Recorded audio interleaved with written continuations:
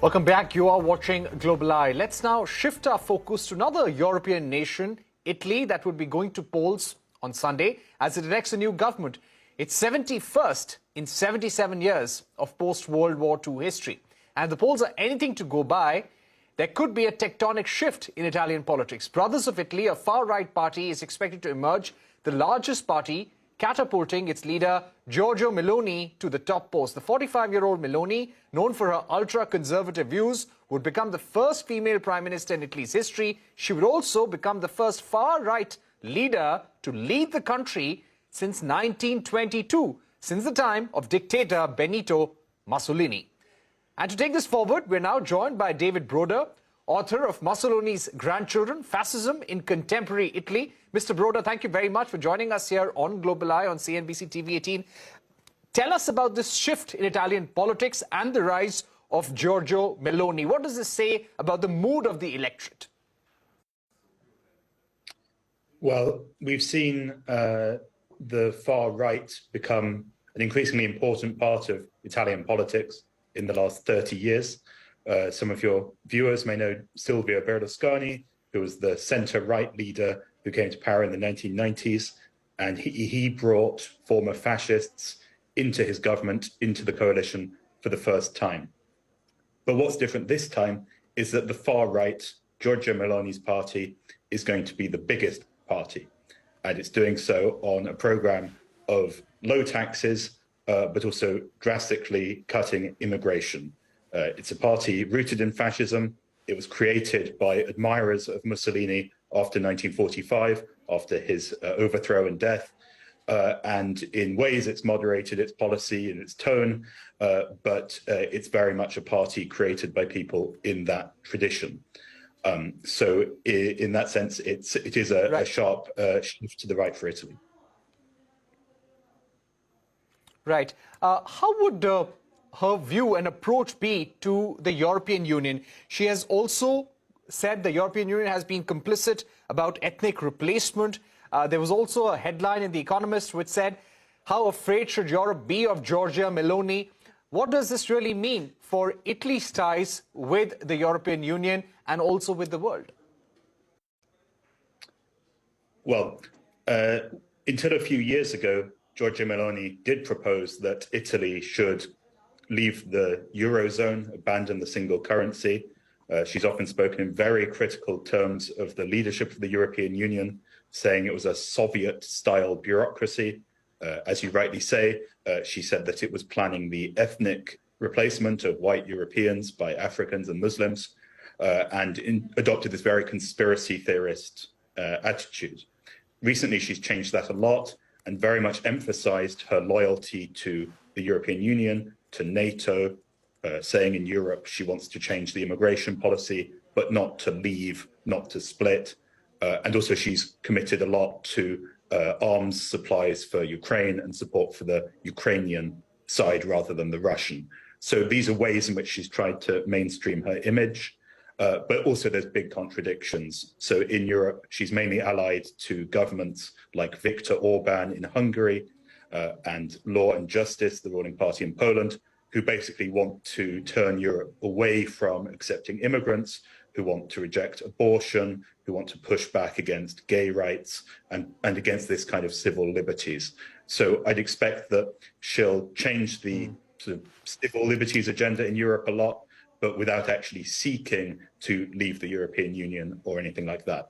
Of course, the question is how her government would hold on faced with the growing energy crisis.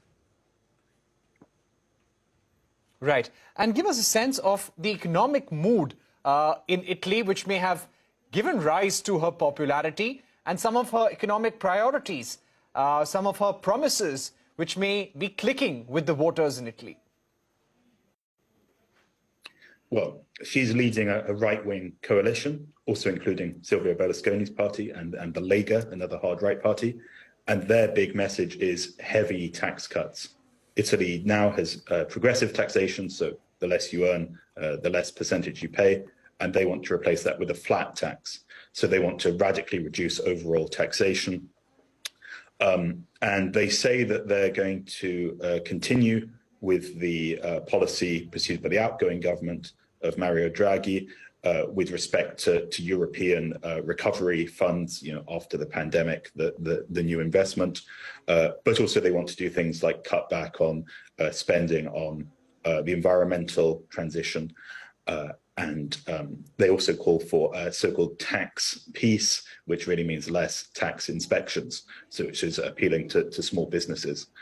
But I think that the problem they face is that, while Meloni is making a big deal about her free market positions, lower tax and so on, because there's such a strong crisis of energy prices and inflation in Europe, I think we could very quickly go into terrain where she'll need to follow a much more interventionist policy.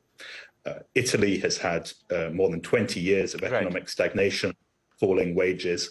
And so, although, of course, the right-wing coalition is the strongest, we're also seeing a strong movement in favor of parties who want to boost income support for Italians. And so I think that's also a contradiction in the election we're seeing now.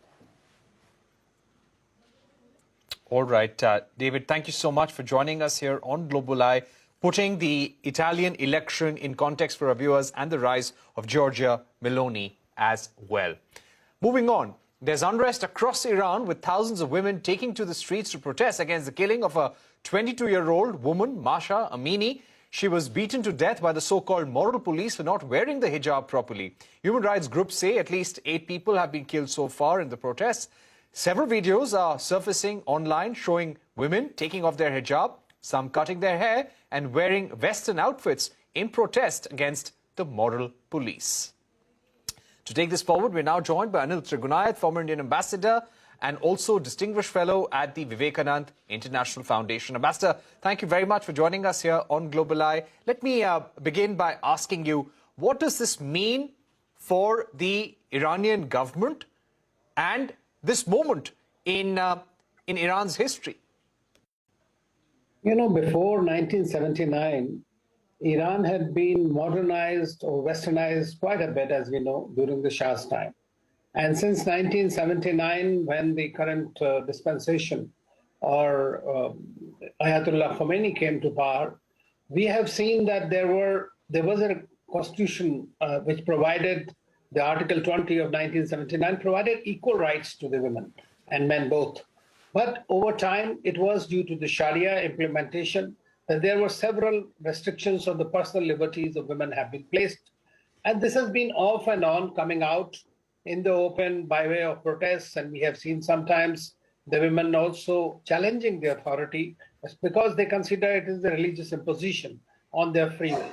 But this time, as a morality police, or as a tabwa, or as it is called, what they have done in the death of this young woman has actually infuriated a very large population of the country. And there are also several other factors.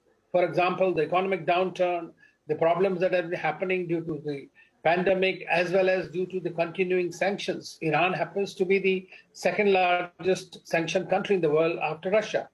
So of course, there are problems. And that's why President Raisi, in fact, tried to calm it down somehow. But then what we are seeing now is there's anti-government and pro-government protesters, and there are clashes among them, and they are calling death to this or that. And those are the kind of things, and accusing evil strategy of the enemy, or for that matter, that the revolution's principles will not be defeated, or the values will continue to persist. Now, that is something that is going to not go down with the women, and they are continuing to oppose any imposition and trying to prevail in their own rights. Now, how it will go, we have seen what happened in 2019, and whether it will move forward in that direction, it remains to be seen. But definitely, we are looking at further escalation. All right. And we had seen Mahsa Amini, there were reports about her being hit by the moral police, her head being banged against a police vehicle as well. The UNHRC has called for an independent inquiry. Now, these global calls for investigation, this global attention, how will this impact the Iranian regime? Well, I don't see that Iranian regime will at all be scared of these kind of calls for investigations, because see, they know that they're already under maximum sanctions possible. They've been hoping for the revival of the JCPOA, the new Iran nuclear deal. That is also not moving forward in the right direction. And therefore, anything further, they will be considered as intervention in their internal affairs.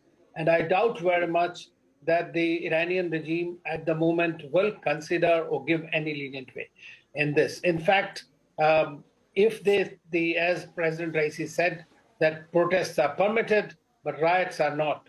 So there is a very little difference and a razor-thin margin when these things go out of hand. So there could be greater violence.